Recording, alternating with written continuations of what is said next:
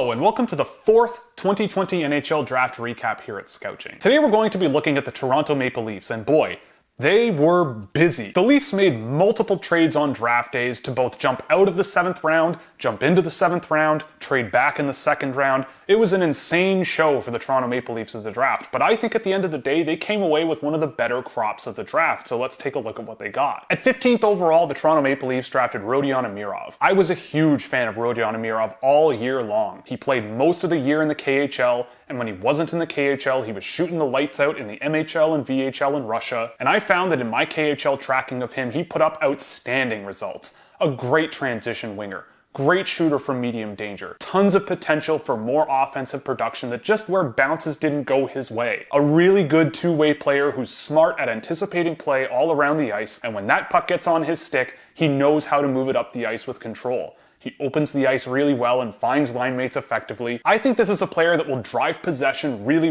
well at the very worst, even if the offense doesn't quite get to where it could be. And to get a player in the KHL with the numbers that he put up at 15th overall, I think is a really good flyer to take. And for the Toronto Maple Leafs, they're gonna need really high-skilled, high-energy wingers like Rodionov in a couple of seasons when he's ready to come over to North America in order to have that high per dollar value entry-level contract money. So for the Toronto Maple Leafs, if they want to be contenders for a long time, I think Amirov was a good bet to make in that slot. The Leafs then traded their 44th overall pick back to get 59 and 64 from the Ottawa Senators, and with those two picks, I wouldn't be surprised if the Toronto Maple Leafs ended up with two real solid NHL contributors. I'm a big fan of Herevan, who they took at 59th overall. I think he's a smart two-way center who can play on the wing if you need him to, but to me, he's an intelligent center who knows how to cover the middle of the ice defensively, participate in transitions really effectively, and get to the front of the net away from the puck offensively to get those dangerous chances from up close. In terms of generating dangerous chances on his own stick, he actually showed better than Anton Lundell.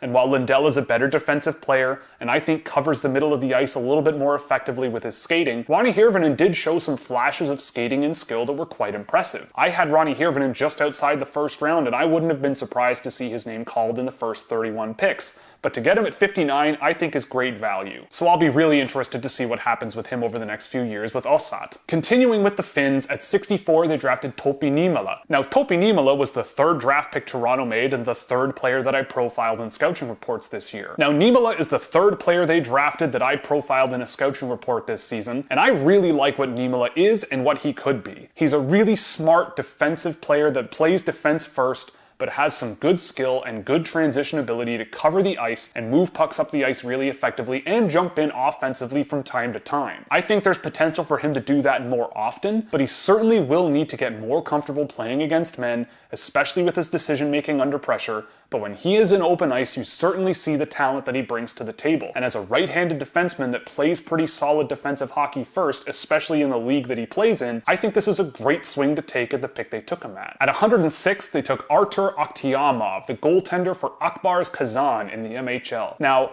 I've seen Aktiyamov play a lot. I don't really know what he's going to become.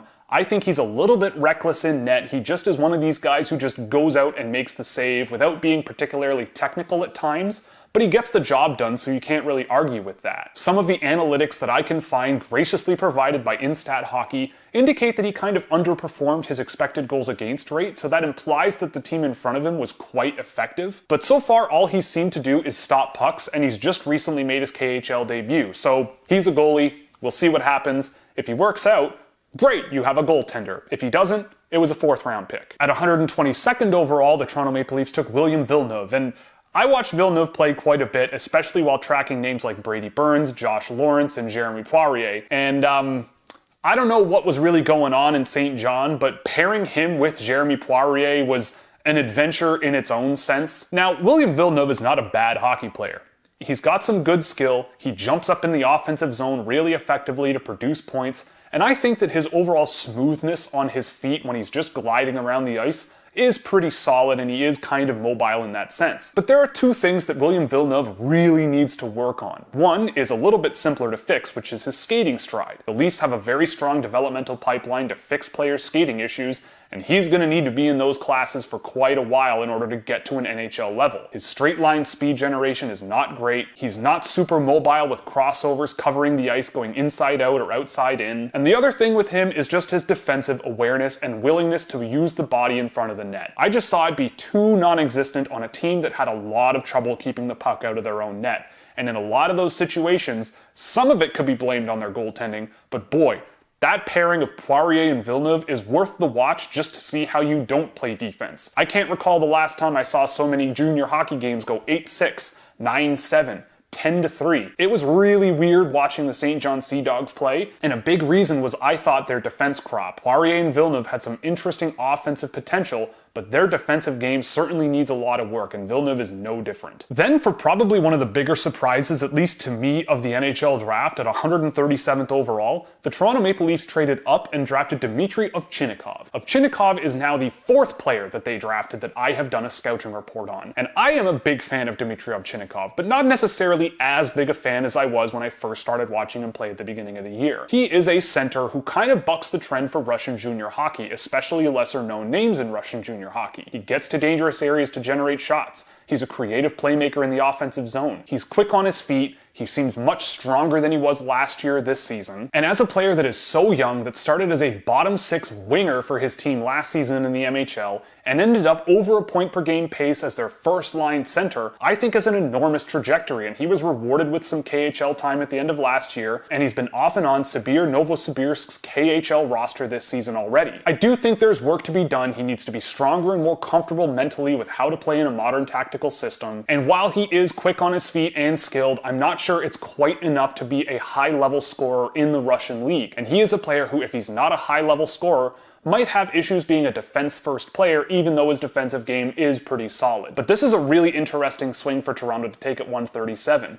I think his raw talent warranted a pick a little bit higher than this, but to trade up and draft him shows a really interesting initiative, and I'll be curious to see what happens with him over the next few years. At 168, the Toronto Maple Leafs just closed their eyes and just picked the guy that should have been drafted way earlier in Veeti Miettinen. I don't really understand why Veeti Miettinen is so underrated by people out there. He shoots the puck from anywhere, and he shoots the puck a lot, but he's got a great shot, and he does get to dangerous areas pretty effectively in the tracking that I did of him. He's a reasonable transition player with some good skill, and he can generate speed pretty well, but I think that the fact that he played on such a bad team, and the fact that he is old for this draft class and in his second year of dominating a relatively low league before going to college, kind of bumped him down draft lists here and there, but fundamentally, this is a good hockey player, especially offensively. So to get him in this slot, it's a no-brainer. If he doesn't work out, okay. But in my view, his talent level is that of a player drafted way ahead of where he went. And even if he becomes a complimentary scorer for Toronto down the road in 5 years, that's still great value for the 168th pick overall, so I'm a fan of that pick. At 177, the Toronto Maple Leafs drafted another player that does really need to work on his skating, but I guess if you're going to work on your skating anywhere, you may as well do it in Toronto in Axel Rindel. Rindel has a good shot from the point, there's some good skill, really reminds me of the Finnish Adam Wilsby a little bit, but his skating and defensive game really do need some work, so he and William Vilnov are going to be interesting projects to watch for the Leafs going forward. They're both guys that need to work on some fundamental abilities, they need to work on their mental lapses and defensive coverages, but there are nice tools to work with both of these players, and again, in this range of the draft, Rindel is already a full-time player against men and producing points. So even with those shortcomings, there's a strong fundamental baseline to work out with. And at 177, if Axel Rindel turns out to be at least a serviceable NHL player for a season or two, that's still a good pickup to make and something the Toronto Maple Leafs will need if they want to be contenders long term. At 180th overall, the Toronto Maple Leafs started drafting guys that even I've never heard of, and they started with Joe Miller, a high school player out of Minnesota. It was hard for me to find a tremendous amount of tape of Joe Miller to watch, but what I saw, it was incredibly apparent right away that this is a guy who knows how to score the puck. He's got a tremendous shot off of the wing and can absolutely explode hockey pucks. In 25 games this year with Blake School in Minnesota, he scored 25 goals, had a great playoff as well, and he's off to the Chicago Steel, a great program in and of itself, before going to the University of Minnesota. Another great program. He's almost a 2021 eligible player, and he produced really well in high school, so this is a flyer that I'm more than happy to see them take. I don't know what he's going to turn out to be. He's certainly a very small player, but he has offensive tools that are apparent a lot of the time when I saw him play. At 189, the Toronto Maple Leafs drafted John Fusco, an undrafted player from last season who has re-entered the draft after a pretty solid season at Dexter Southfield School, the same school John Farinacci went to last year. And again, this is a player where there wasn't a lot of tape for me to watch between the draft and now, but what I did see, I don't know, he's a defenseman, he's going to Harvard, that's not so bad, he was the captain of his team. I didn't really see a tremendous amount of talent that I really liked out of him, especially for a 2001 kid, but it's the 7th round, so we'll have to see what happens after he goes to school for a few years. At 195, though, the Toronto Maple Leafs took an interesting swing on Wyatt Shingothi. Now, I've seen Shingothi play a little bit, and I added him to my watch list at the end of the season the more I saw. He's a big center who can decently play offensively with some good playmaking and good shooting vision, and while I think there might be some limited potential with him, he had some good defensive results in the USHL and is very young for this year's draft class. So he's a long-term project that I'm curious to see, especially if he fills out his frame a little bit, because I did see some interesting tools out of him, but I'm just not sure there's going to be enough to become a real NHL player. But again, it's the 7th round, they had a bazillion picks in the 7th round, so I guess you take who you like and you see what happens. And finally, closing out the draft, they drafted Ryan Tvereberg. Now, I went and watched Ryan Tvereberg play a little bit more because his name has come up here and there over the course of the year. I didn't see a tremendous amount out of Tvereberg that I really wanted to write home about,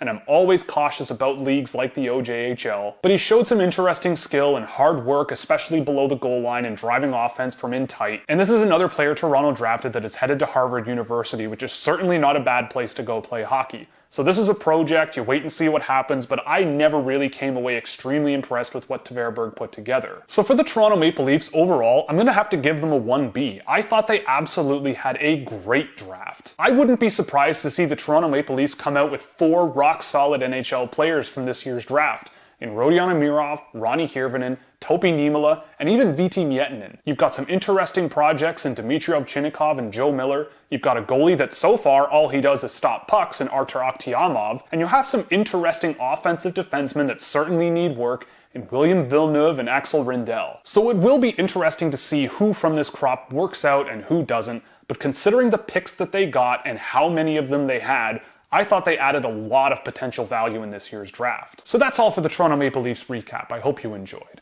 If you did, you can click all the buttons you see below me so you never miss another one. If you really liked it, you could subscribe on Patreon or here on YouTube by clicking join below. You'll get access to a Discord server, early access to videos, written reports for Scouching reports, as well as plenty of other goodies, or you can pick up some merchandise from the Scouchwear shop, where 50% of all profits go to the Women's Sports Foundation. So that's all for the Toronto Maple Leafs recap, and join me in the next one where we go over the Colorado Avalanche.